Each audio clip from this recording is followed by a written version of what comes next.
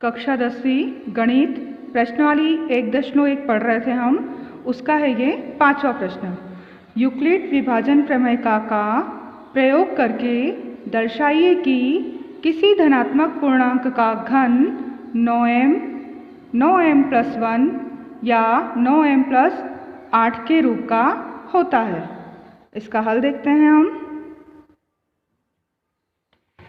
मान लेते हैं हम, माना कि a कोई धनात्मक पूर्णांक है।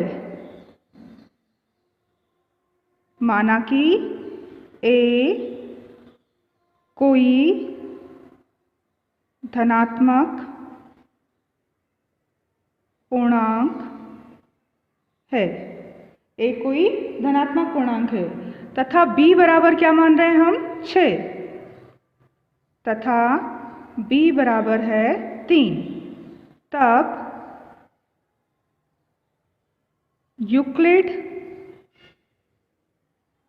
विभाजन प्रमेय से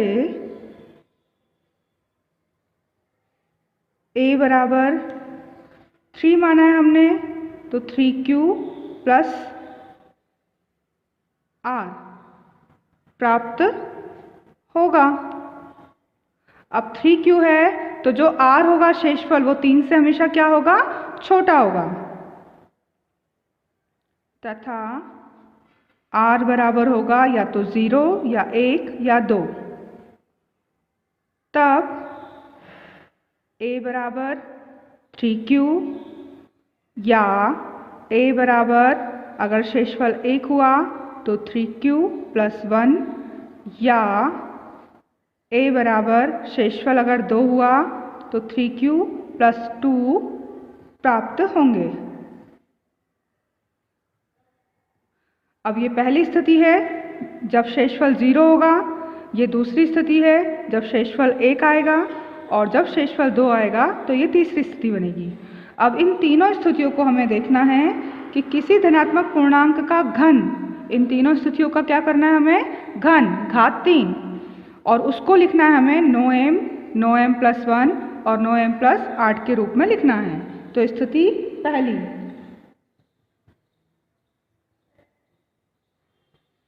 a बराबर 3q। अगर इसका घन करते हैं हम,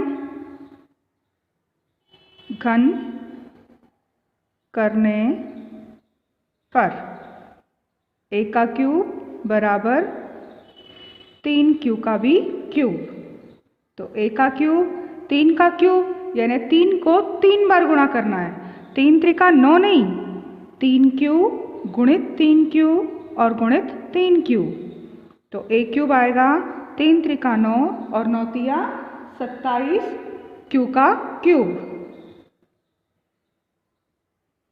अब इसे हम लिखना किस रूप में है? 9m के रूप में। तो a क्यूब बराबर कॉमन क्या निकालें हम? 9 निकालें, तो 9 कॉमन निकालेंगे तो अंदर क्या बचेगा?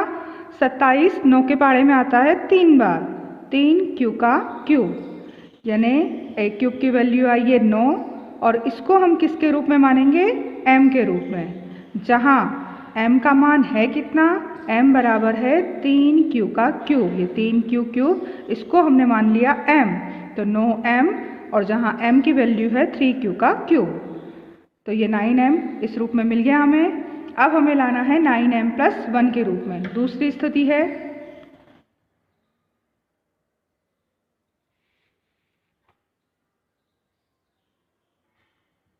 स्थिति दूसरी, उसमें a बराबर क्या प्राप्त हुआ था हमें? 3q plus 1। अब इसका घन करें हम, घन करने पर a का क्यूब बराबर 3q प्लस 1 का क्यूब। अब ये सूत्र हो रहा है a प्लस b पूरे का क्यूब, या तो इसको 3 बार गुणा करें या फिर फॉर्मूले में लिखें, इसका विस्तार करें। तो a क्यूब बराबर होगा a प्लस b का होल क्यूब होता है a का क्यूब यानी 3q का क्यूब प्लस b का क्यूब 1 का क्यूब प्लस 3ab यानी 3 into 3q into 1, 3a 3q है और b 1, और ब्रैकेट में आएगा a plus b, a 3q और b 1। अब इसको करें विस्तारित। 3q का क्यूब कितना हुआ था?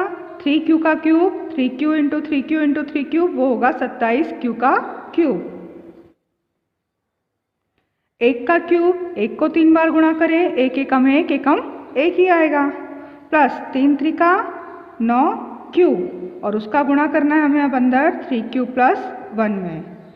तो a क्यूब 27q का क्यूब प्लस 1।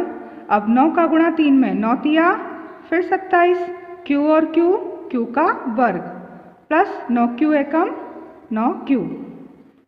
अब a का क्यूब बराबर हमें लिखना किस रूप में है इसे हमें लिखना है 9m प्लस 1 के रूप में, 9m प्लस 1 के रूप में लिखना है।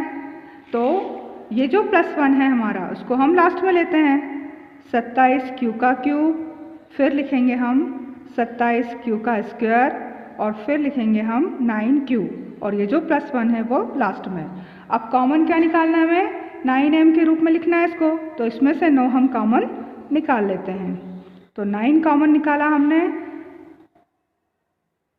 तो अंदर क्या बचेगा? 9 तिया 27, 3q का क्यूब प्लस फिर 9 तिया 27 तो 3 और यहाँ है q का स्क्वायर और यहाँ से 9 निकल गया है तो बचा सिर्फ q और प्लस 1।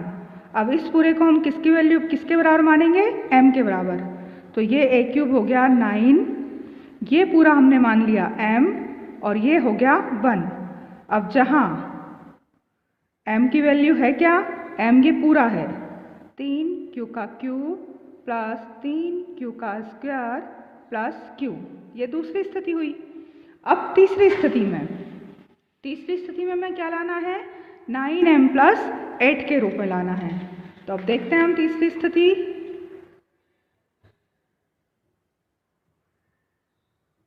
स्थिति 3 में a बराबर क्या था हमारे पास?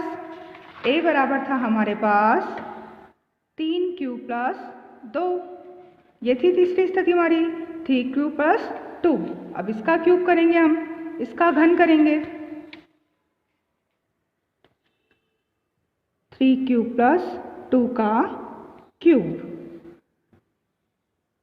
घन करेंगे, घन करने पर a का भी क्यूब और यहाँ आएगा 3q प्लस 2 का भी क्यूब घन। अब इसको फिर सूत्र में लिखें, a प्लस b पूरे का क्यूब पूरे का घन है, तो सूत्र क्या हो जाएगा यहाँ पर? a का क्यूब मतलब 3q का क्यूब प्लस b का क्यूब मतलब 2 का क्यूब, फिर 3ab, तो 3a का मान है 3q, b का मान है 2 और कोष्टक में a प्लस b, a है 3q और b है 2। अब इसको विस्तारित करते हैं, 3q का क्यूब हो जाएगा 27q का क्यूब, 2 का क्यूब 2 दूनी 4 और 4 दूनी 8 प्लस 3 त्रिका 9, 9 दूनी 18q और ब्रैकेट में 3q प्लस 2। अब a क्यूब बराबर 27q का क्यूब प्लस 8 प्लस 18 तिया 54 q और q का स्क्वायर 18 दूनी 36 q। अब हमें 8 लास्ट में लेना है तो हम लिखेंगे इसको 27q का क्यूब प्लस 54q का स्क्वायर प्लस 36q और प्लस 8। अब इसे हम किस रूप में लिखना है? इसे हमें 9m प्लस 8 के रूप में। तो ये प्लस 8 तो है, यहाँ से हम क्या कॉमन निकालें? 9। तो 9 तिया 27 q का क्यूब, 9 छंके 54 q का स्क्वायर और 9 चौक 4 बार 36 और q और प्लस 8। अब ये किस रूप में आ गया? 9, ये पूरा क्या मानेंगे हम? m प्लस 8, जहाँ m बराबर क्या आ रहा है? 3q का क्यूब प्लस 6q का स्क्वायर प्लस 4q। बात समझ में आ गई? तीनों स्थितियाँ आ गई हैं, तीनों स्थितियों को रखकर हमने देख लिया है। अब समीकरण तब तीनों स्थितियों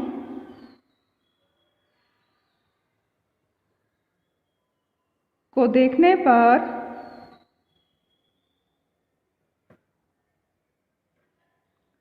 पता चलता है कि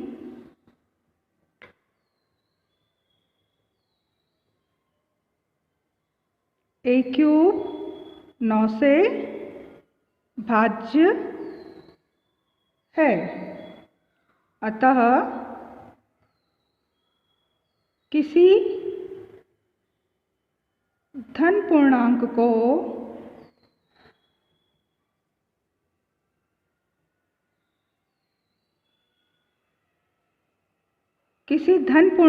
का घन 9m प्लस 1 या 9m प्लस 8 के रूप में लिखा जा सकता है।